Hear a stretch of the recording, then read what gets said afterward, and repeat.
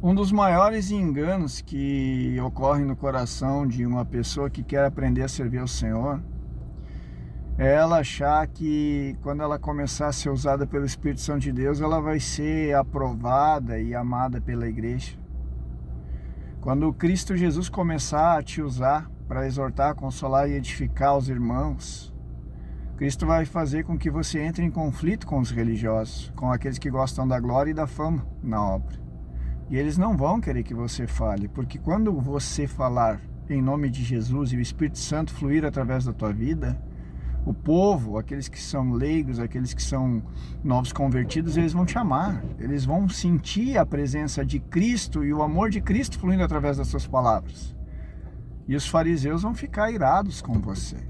Eles não querem perder a sua fama, a sua glória, o seu encargo, a sua posição. Eles matam se eles se sentirem ameaçados, eles sufocam, eles calam aqueles que têm a voz profética. E por que eles fazem isso? Porque simplesmente eles não estão preocupados em edificar o reino e ver o corpo de Cristo amadurecer. Eles apenas se acomodaram com a honra e a glória de serem chamados mestres, de serem chamados líderes, de serem respeitados pela congregação. É um espírito de rejeição que já fluía dentro do coração deles lá no tempo que eles nem convertidos eram. E esse espírito de rejeição é o mesmo espírito que foi rejeitado nos céus quando quis o trono de Deus para si. É esse mesmo. Então, esse espírito agora manipula o coração daqueles que se engodam na letra e que tentam suprir a sua lascívia dentro do ministério. Todo cristão verdadeiro, todo cristão genuíno, que tem um desejo ardente de ver a noiva edificada, de ver o corpo de Cristo edificado, ele vai se alegrar quando alguém for usado pelo Espírito Santo de Deus. Agora, todo aquele que quer a honra e a glória do mundo, todo aquele que está sendo engodado pela serpente, engodado pelo espírito de Jezabel e pela doutrina de Balaão, ele não vai ficar feliz quando Deus levantar outras pessoas, porque ele vai se sentir ofuscado. E ele não pode perder seu brilho, porque ele é o sinete da perfeição, ele é o querubim da guarda ungido, usando as pessoas para se saciar na sua lascívia, na sua sedução e na sua prostituição. Então, amados, se acostumem a serem perseguidos pelo nome de Jesus. É evidente que todo aquele que quiser viver piamente em Cristo, piedosamente no Senhor, ele vai ser perseguido. Jesus foi muito claro quando disse: se perseguiram a mim, vão perseguir vocês também. Então, por que a gente se preocupa tanto em ser reconhecido, sendo que quem tem que nos reconhecer é Cristo? Como está escrito: estes sinais acompanharão aqueles que creem. Muitos pregam, poucos manifestam aquilo que pregam. A árvore se conhece pelo seu fruto. Se vocês refletirem um pouquinho, Paulo disse sobre os tais superapóstolos: o dia que eu for aí ter com eles, eu conhecerei então o poder deles, e não somente a palavra. Porque o reino de Deus, ele não é constituído apenas de palavra, de pregação morta e vazia, mas de manifestação de espírito e de poder. Eu pergunto, aqueles que se colocam na posição de profetas, apóstolos, pastores, mestres e evangelistas, quando as circunstâncias, quando as pessoas endemoniadas, quando as pessoas que estão passando por enfermidades, que estão passando por opressão, quando essas pessoas elas chegam adiante deles, eles manifestam os dons do Espírito também, realizando sinais, prodígios e maravilhas? Ou é só pregação, pregação, pregação e pregação? Pelos frutos os conhecereis. Muitos gostam de orar em línguas e dizem: oh, Senhor, andariando era sub, até calaichova, andaliando é cai. Lindo! Tem pessoas que passam o dia ensaiando na frente de um espelho sobre oração em línguas. Já perceberam isso? Que tem gente que fala mais em outra língua, em língua estranha, que nem eles discernem o que eles estão falando, do que realmente pregar o evangelho. Perceberam isso? Tem outros que nem abrem a Bíblia para citar um versículo, para pelo menos trazer uma palavra para a igreja. Simplesmente sobem no púlpito, pegam o microfone na mão e sentam a ripa, como se eles fossem os perfeitos da obra. Isso é amor? Pelos frutos os conhecereis. A fonte de água doce não jorra água amarga, e a fonte de água amarga não jorra água doce. O Senhor Jesus deixou muito claro todas essas coisas. A gente tem que aprender a vivenciar isso. Então, para nós encerrarmos de forma clara e objetiva, você não vai convencer uma pessoa que está no engano que ela está sendo enganada. Só quem pode fazer isso é Cristo.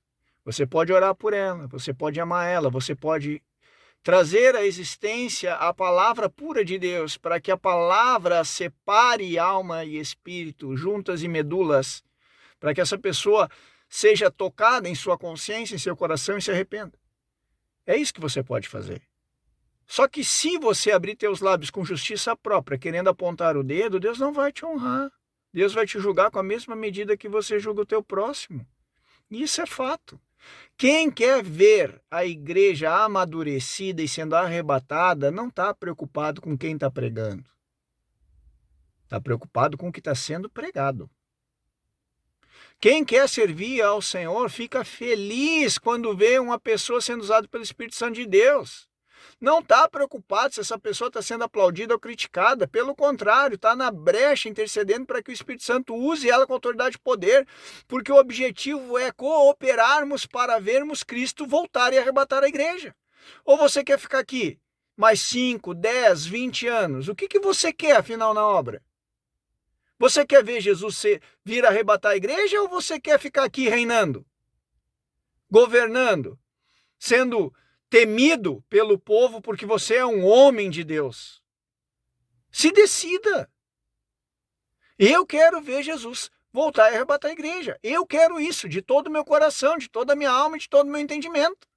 E é evidente que vão zombar da minha cara. É evidente que vão rir de mim. É evidente que vão dizer que eu estou sendo falso ou hipócrita. E daí? Quem é que vai me julgar no dia do juízo? A carne e o sangue? Ou Cristo Jesus que morreu naquela cruz para me libertar do pecado? Quem é o dono da igreja? O pastor que está lá controlando os dízimos e as ofertas e dizendo, tu pode pregar, tu não pode, tu pode fazer o louvor, tu não está na escala? Quem é que é o dono da igreja? Porque se a igreja é guiada por homens, então não é de Jesus. Os apóstolos oraram para escolher Matias. Não foi uma decisão monocrática. Eles oraram, pediram, Senhor, faça-se a tua vontade. Nós achamos que é esse, mas de repente tu quer aquele. E não botaram qualquer um para substituir Judas Iscariotes. Mas eles foram lá e procuraram pessoas que tinham boa reputação entre a comunidade cristã. Hoje tem pessoas que estão fazendo louvor na igreja e difamando o nome de Jesus, se prostituindo, adulterando, traindo marido, traindo esposa na cidade. E a cidade toda sabe, mas acham que é espiritual. Tem crente pregando, orando em línguas, dizendo assim diz o Senhor, mas dando calote na cidade, devendo, como diz no mundo, até as cuecas. E não bota as contas em dia. O dízimo está em dia, mas dando calote atrás de calote, envergonhando o nome de Jesus com a má conduta diária. E diz que é espiritual. A palavra é clara quando diz que aquele que quer assumir presbitério, ele tem que ser irrepreensível. Ele tem que ter bom testemunho dos de fora, não pode ser qualquer um. Não pode ser neófito, não pode ser um novo convertido, tem que ser uma pessoa experimentada, calejada. Uma pessoa que tem fruto. E não uma pessoa que só tem uma boa oferta para dar no ministério. Vocês estão entendendo onde é que eu quero chegar? Cristianismo não é isso que a gente está vendo por aí. Onde as pessoas são selecionadas pela aparência, sendo que somente Deus conhece o coração. Como eu sempre digo, João Batista não estava no Sinédrio, não tinha posição, não tinha uma cadeira de honra. Ele estava no Jordão batizando pessoas. Ele era considerado pelos maiores religiosos da época um endemoniado. E aí? O Senhor Jesus disse, veio João que não comia nem bebia e disseram, tem esse demônio. Veio o Filho do Homem que come e bebe e eles dizem, eis aí um glutão, bebedor de vinho, amigo de publicanos e de prostitutas. Ou seja, a carne e o sangue nunca vai entender a obra do Espírito Santo de Deus. E os crentes hoje estão fazendo o quê? Estão indo atrás de grandes congregações, com bons telões, com várias obras, com vários cursos e paga não sei o que e tem que comprar a camisa do batismo e isso e aquilo. Farão comércio de vós. Será que não estão percebendo que já estão fazendo? Quem tem o Espírito Santo de Deus e quem tem intimidade com o Espírito Santo de Deus não cai nessas ciladas. Porque sabe que quando começar a vir o fogo, quando começar a vir o juízo, quando começar a vir as dores de parto, não vai dar tempo nem de pegar a capa.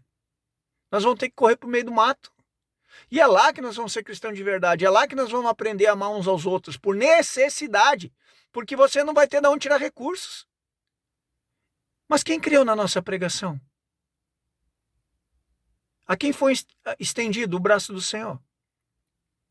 Eu sei que me chamam de louco, eu sei que me chamam de herege, eu sei que falam um monte de coisa de mim, que tentam acabar, digamos assim, com a minha, entre aspas, reputação, mas que reputação eu tenho? Eu sou um ninguém. E glorifico o nome do Senhor, que assim seja até o dia da volta dele. Porque quanto mais é dado, mais é requerido. Quantas pessoas estão com as mãos cheias, contaminadas de sangue inocente, porque pelo mau testemunho, por uma palavra de justiça própria e legalista, acabaram matando cristãos. E a pedra de moinho está ali, esperando você amarrar uma corda no pescoço e jogar no oceano. Porque menos rigor haverá para Sodoma e Gomorra do que para quem fizer tropeçar na fé um só pequenino. O Senhor Jesus disse, ai do mundo por causa dos escândalos, mas ai daquele para onde vem o escândalo. Quantas pessoas você já escandalizou na fé por ser um legalista, por ser uma hipócrita, por ser uma pessoa que prega algo que você não vive, que dentro da igreja fala bonito, mas dentro da sua casa envergonha o nome do Senhor com uma conduta podre e suja. E você acha que Jesus vai passar a mão na sua cabeça e vai deixar você entrar? Arrependa-se, porque o reino de Deus está muito perto. E Jesus está muito perto de voltar. Para alguns, pode ser ainda essa noite, se não acordarem amanhã. Pense nisso, se arrependa. E que Cristo Jesus cure a tua alma dessa rejeição e dessa lascívia, desse desejo inútil e vazio de querer a fama e a glória, que só pertencem ao Rei dos Reis e Senhor dos Senhores.